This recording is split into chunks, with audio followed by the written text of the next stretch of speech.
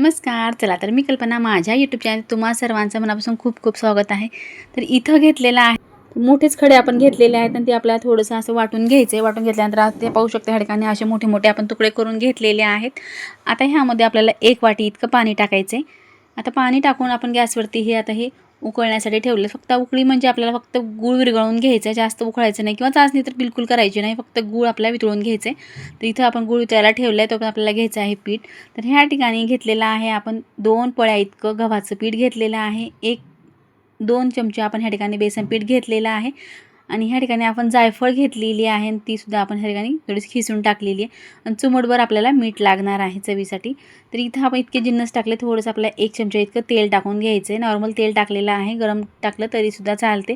इथं आपला गूळ जे आहे तो पूर्ण मेल्ट झालेला आहे. आता गुळाचं पाणी आपल्याला बघत बघत पाणी टाकायचं आहे. तर ह्या ठिकाणी जसं की आपण गव्हाचं पीठ मळतो त्याच पद्धतीनं आपल्याला हे पीठ मळून घ्यायचं आहे. तर इथं मी एकदम पाणी टाकणार नाही, थोडंसं बघत बघतच टाकणार आहे, कारण खूप पातळ आपल्याला हा गोळा करायचा नाही.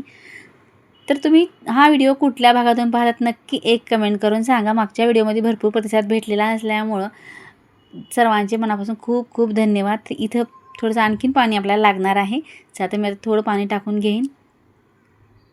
तर इथं पाणी टाकल्यानंतर आणखीन छान आपला गोळा तयार होणार आहे. अगदीच चविष्ट आणि पारंपरिक पदार्थ आहे. नक्की तुम्ही शेवटपर्यंत व्हिडिओ पहा आणि हमखास ह्या महिन्यामध्ये हा पदार्थ बनवला जातो, त्यामुळे तुम्हाला मी हे शेअर करण्यासाठी बनवलेला आहे. तर इथं आता पीठ जे आहे ते छान तयार झालेलं आहे. त्याचा एक गोळा मी इथं बनवून घेतलेला आहे आणि पीठ आणि आपलं पाणी जे आहे ते बरोबर झालेलं आहे, बिलकुल कमी जास्त झालेलं नाही. तर इथं छान आपला पिठाचा गोळा तयार झालेला आहे. तर पाहू शकता ह्या ठिकाणी इतकं मऊसर आहे, घट्ट तर आहेच पण त्यामध्ये मऊसुद्धा आहे, लाटण्यासाठी सोपं जातं. तर इथं आपण 2 भागात डिवाईड करून घेणार आहोत. तर एक भाग आपण चपाती इतका उंडा घेतलेला आहे आणि आपल्याला छान त्याची लाटी बनवायचं आहे, फोल्ड वगैरे काही करायचं नाही. हा पदार्थ असाच बनवला जातो किंवा खुसखुशीत होण्यासाठी कुठलंही आपल्या ह्यात पदार्थ दुसरा टाकायचा नाही. तर इथं आपण एक लाटी आता बनवून घेणार आहोत. जर तुम्हाला गरज वाटली चिकटत असेल तर तुम्ही थोडंसं कोरडं पीठ लावलं तरीसुद्धा चालते, पण ह्या ठिकाणी मला तर गरज वाटणार नाही, तर बिलकुल मी ह्या ठिकाणी पीठ लावणार नाही. इथं एक मोठी लाटी जाडसर लाटायचं आहे, जास्तही पातळ नाही, जास्तही जाडसर नाही, मीडियम आपल्याला ही लाटी बनवायची आहे. आपण शंकरपाळी तर बनवतो पण खुसखुशीत जाड बनवतो, पण आपल्या शंकरपाळ्यासारखं खुसखुशीत बनवायचं नाही. हलके कडक आणि मस्त खाण्यासाठी ठिसूळ आपल्याला हा पदार्थ बनवायचा आहे. तर आपण वरतून थोडीशी खसखस टाकलेली आहे. खसखस आवर्जून टाका, खसखसमुळे चव पण छान येते आणि दिसायला पण खूप सुंदर दिसतात आणि खसखस लावलीच जाते. तर इथं आपण आता खसखस टाकून घेतले. खसखस जर नसेल तर तुम्ही तीळ टाकलं तरीसुद्धा चालते. तर इथं आता निघणार नाही यासाठी आपण वरून लाटणं फिरवलेलं आहे आणि उभ्या आपल्याला आता रेगा पाडून घ्यायचं आहे. उभ्या आणि आडव्या आपण शंकरपाळ्या आकारामध्ये हे कट करून घेणार आहोत, कारण ह्याचा आकार शंकरपाळ्या आकाराचा असतो. इथे लहान मोठ्या आकारामध्ये तुमच्या आवडीनुसार तुम्ही कट करू शकता. तर ह्या साईडनं उभ्या केलं की आपण अशा पद्धतीनं आडव्या करून तयार करून घेणार आहोत. अगदी मस्त चविष्ट आणि परफेक्ट रेसिपी आहे, नक्की ट्राय करा. किंवा तुम्ही ह्या कापण्या कसं बनवता ते सुद्धा नक्की एक कमेंट करून सांगा, मलाही कळेल की आणखीन कुठल्या पद्धतीनं कापण्या बनवल्या जातात. मी तर ह्याच पद्धतीनं बनवते. अगदी सोपी पद्धत आहे, खूप जिन्नस लागत नाहीत आणि पारंपरिक पदार्थ आहे. पाहू शकता याची जाडी इतकी ठेवलेली आहे आपण, जाडही नाही पातळही नाही, अगदी मिडियम आपण ही लाटी बनवून घेतलेली. तर अशाच पद्धतीनं आता मी सर्व कापण्या ज्या आहेत त्या कट करून घेणार आहे. तर इथं मी 2 बॅग्समध्ये हे कापण्या बनवलेल्या आहेत, किंवा मी जास्त क्वांटिटीमध्ये बनवलं तर जास्त बनवलं तरीसुद्धा चालते. इथे अगदी छान आपल्या कापण्या तयार झालेल्या आहेत. चला तर गॅसवरती आता आपण कढई ठेवलेली आहे. तेल टाकायचं आहे. तेल छान कडकडीत गरम झालं की गॅस मीडियम करायचं आहे, कारण एकदम जास्त जर तेलात टाकलं गरम तर लवकर करपण्याची शक्यता आहे, कारण गूळ आहे, लवकर करपले जातात. त्यामुळे थोडंसं आपला गॅस मीडियम ठेवूनच तळून घ्यायचं आहे. तर ह्या ठिकाणी आपण तेल चांगलं गरम करून घेतल्यानंतर आपण गॅस मीडियम केलेला आहे. आता ह्या ठिकाणी कापण्या टाकून आपल्याला तेलवरती टाकत आपल्याला तळून घ्यायचं आहे. बिलकुल हात सोडायचा नाही, कारण खूप लवकर लाल होतात आणि थोडंसं गळ असतानाच आपल्याला हे बाहेर काढायचं, कारण नंतर ह्यामध्ये प्रोसेस तळण्याची आणखीन चालूच असते. त्यामुळे लाल जास्त होऊ द्यायचं नाही किंवा करपू द्यायचं नाही. अगदी गव्हाळ कलरमध्ये आपल्याला ह्या कापण्या तळून घ्यायचं आहे. तर पाहू शकता ह्या ठिकाणी रंग आता गव्हाळ आलेला आहे. तर ह्या स्टेजला आले की आपल्याला ह्या कापण्या बाहेर काढून घ्यायचे आहे.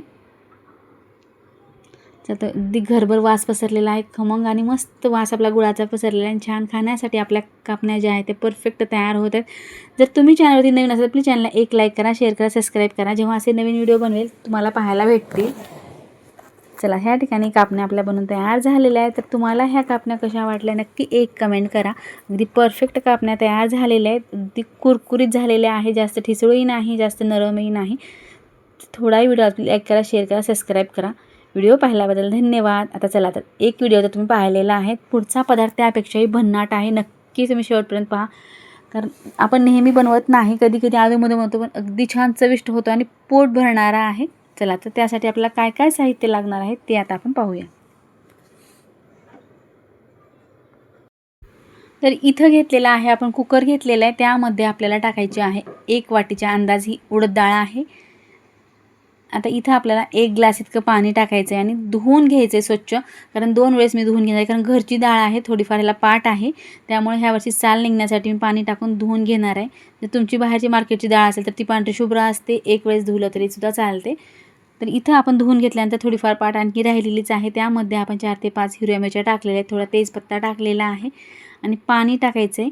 आता पाणी टाकल्यानंतर आपण ह्या ठिकाणी थोडीशी हळद टाकून घेणार आहोत आणि मीठ टाकून घ्यायचं आहे. तर आता आपण कुकरचं झाकण लावून घेणार आहोत. तर आरामात आपल्याला ह्या ठिकाणी 3 शिट्ट्या करून घ्यायचं आहे, कारण उडद डाळ आहे, शिजण्यासाठी थोडा वेळ लागतो. त्यामुळे एखादी शिट्टी जास्त केलं तरीसुद्धा चालते. तर आता गॅसवरती आपण कुकर ठेवलेला आहे. तर पटकन ह्या ठिकाणी आपल्या शिट्ट्या झालेल्या आहेत. आता कुकरसुद्धा आपण खाली काढून घेतलेला आहे.